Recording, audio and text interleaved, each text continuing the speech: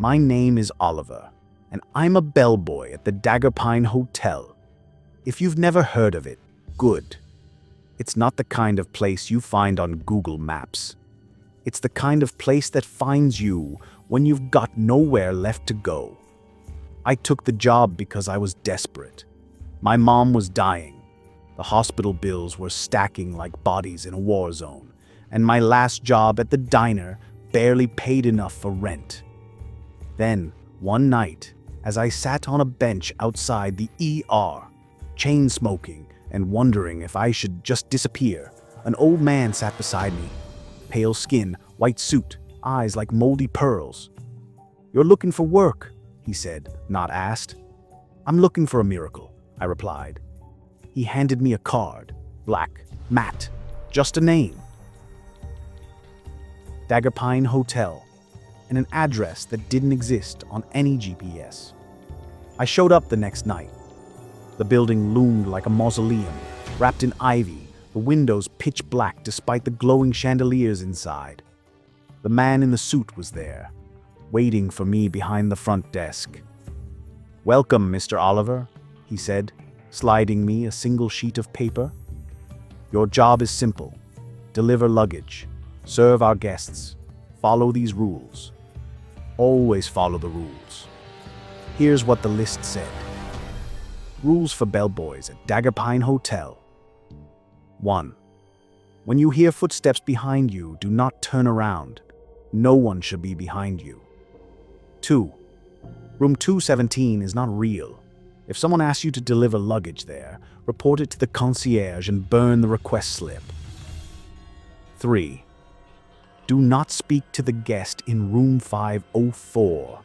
He speaks in your voice and knows things you don't remember telling anyone. 4. If the elevator opens and there's no one inside but music is playing, do not enter. Wait exactly 66 seconds before calling another. 5. Between 2:03 and 2:07 a.m., all bells must remain untouched. If you hear one ring, hide. 6. If a guest hands you a mirror and asks, "Do you see me?" look only at their reflection. If there is none, lie. Say yes, bow, and walk away. 7. The dining hall is closed after midnight. Anyone who invites you in is not a guest. 8. Never, ever ask a guest what they are. 9. If your room key vanishes from your pocket, check your reflection. If it's not mimicking you, don't sleep that night. 10. If you find yourself in a hallway you don't recognize, walk backwards until you return to the lobby. "You'll be paid well," the man said, folding the paper and tucking it into my jacket. "And your mother's treatments will be handled." I never told him about her. "Who were the guests?" I asked. He smiled thinly. "Some are old gods, some are young demons, some are just passing through." The first night was quiet, almost disappointingly so, until I made the mistake of delivering a bag to room 217. I thought maybe the rule was just tradition or hazing, but when I opened the door, there was no room, just a black void that smelled like burning feathers and rust. I swear I heard whispering in my own voice before the door slammed shut and the slip in my hand burst into flames. I didn't sleep that night. By my third night, I'd seen things no horror movie could prepare you for. The woman in 609, who never blinks but watches every step you take through the peephole. The child in the stairwell who offers you a crayon drawing and says, "This is how you die." But worst of all was when I broke Rule 5. I was pushing a cart past the service bells when one rang. Softly, just a ding. I froze. Checked my watch. 2 a.m. I should have hidden. I know that now. Instead, I walked toward the bell. Something stood in the shadows, long-limbed, its body dripping like wet ink. It had no face, just the impression of one, shifting constantly, like a memory you can't quite place. It stared at me, even without eyes. "You heard me?" it said in a voice that came from under my skin. "You came." My legs locked. I couldn't move. It reached out, touched my forehead with one finger. Cold, burning, both at once. "I'll take a little for now," it whispered. "Interest." I passed out. When I woke up, I was in my room, my uniform pressed and hanging neatly on a hook. But something was missing. A memory, maybe. Or something deeper. I don't feel hunger anymore. Or joy. Just obedience. I'm still here. Still following the rules. But I think something's watching me through the mirrors. It doesn't blink when I do. And last night, it smiled. Not me. It. I smiled back.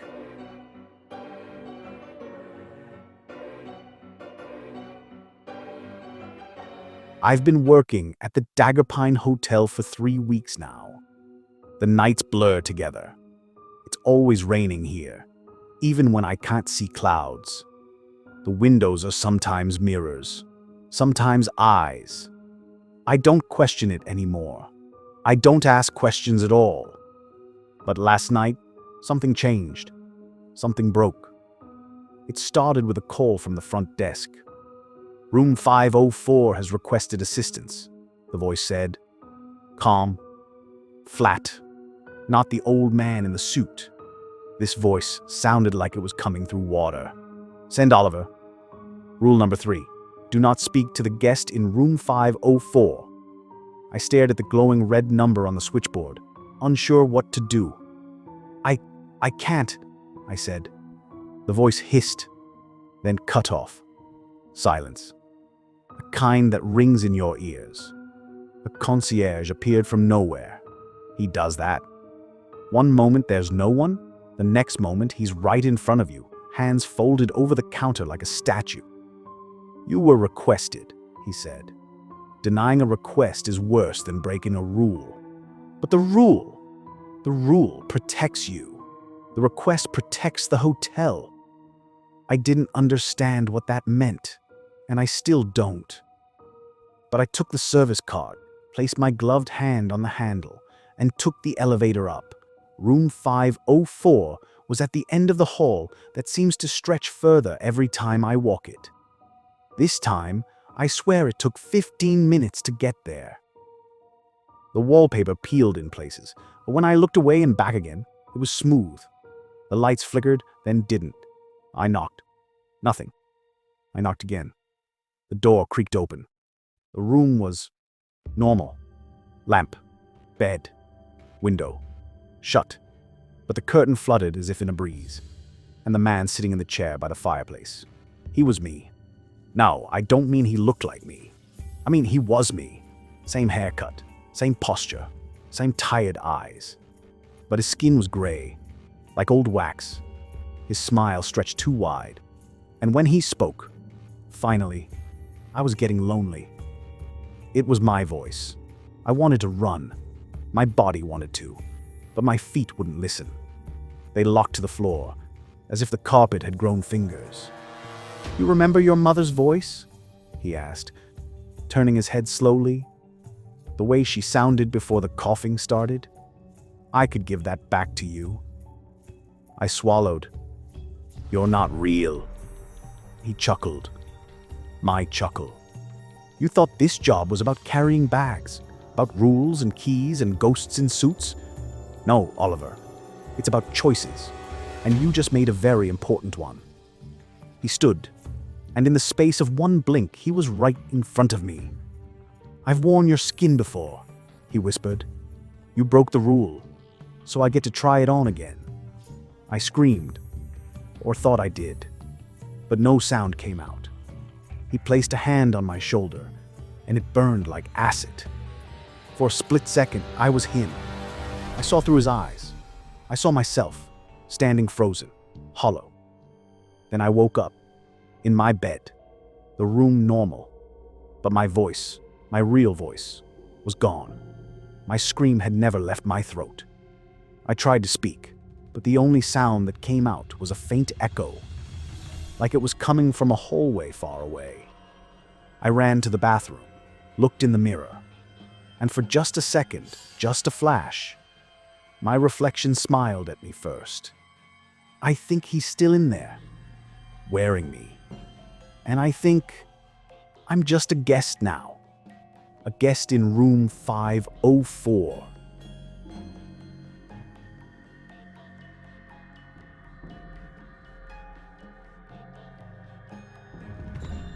It's been 5 days since I lost my voice, since I saw my own reflection grin before I could, since the thing in room 504 took something from me I'll never get back. I stopped reporting to the front desk. I don't follow the rules anymore, not out of defiance, but because it no longer matters. Whatever protections they offered were already broken the night I stepped into that room. I walk the halls now, not as a bellboy, but as something between staff and guest. The concierge hasn't said a word, but I know he's watching me. He's always watching. Tonight, the hotel changed. The walls were bleeding, not metaphorically, actually. Thick black fluid seeped through the cracks in the wallpaper, smelling like rot and burnt hair. I passed room 217. The door was gone. In its place was just a hollow mouth in the wall, pulsing like a heartbeat. As I walked by, it whispered in my voice again, "Oliver, you're almost home." I ran. I don't even remember deciding to. I just ran, pushing the service cart like a shield, sprinting through a hallway that bent like flesh. The lights flickered between dim yellow and pitch darkness. Something chased me, I could hear it. The sound of hooves and clicking teeth and dragging cloth. Always a few steps behind, always just about to catch me, but never quite touching. Until I reached the lobby. It was empty. The concierge was gone. The desk, the chandeliers, the marble floors, all gone. Instead, the lobby had become something else entirely. A grand ballroom, black marble with a ceiling of shifting stars. Guests stood around me in a perfect circle. Some looked human. Others wore skin-like costumes, slightly ill-fitting. One had 3 arms and a fox's grin. One had no face at all, just a writhing nest of teeth where a head should be. And at the center, where the front desk once stood, was me, the other Oliver, dressed in the bellboy uniform. Perfect posture, clean smile. "Welcome," he said. "You've done well." They're all very impressed. The guests nodded. Some clapped, not with hands. I tried to speak, but again, no sound. Only a dry rasp. My mouth worked, but he held my voice like a trophy. He stepped forward. "You never really understood what the hotel is, did you? It's not a job. It's a bargain." He gestured around. "Every monster here was once like you. Desperate, dying, hollow. They came for help, for hope, and the hotel took a piece in return." He leaned in, and I felt my own breath on my face. "Now it's your turn to serve forever." I tried to run, but the ballroom bent, twisted. The floor turned to glass, then bone, then something soft that screamed when I stepped on it. The guests closed in. I felt their hands, claws, mouths. They didn't kill me. They welcomed me. The last thing I saw before I blacked out was the other me, slipping into my skin like a glove, walking out the front doors into a world that wouldn't know the difference. Now I'm here, still at Daggerpine. They gave me a new uniform. It fits better now, like it was always mine. The new bellboy arrived last night, pale, skinny, scared. He asked me, "So, what's the job like?" And I smiled. Then I handed him the list of rules.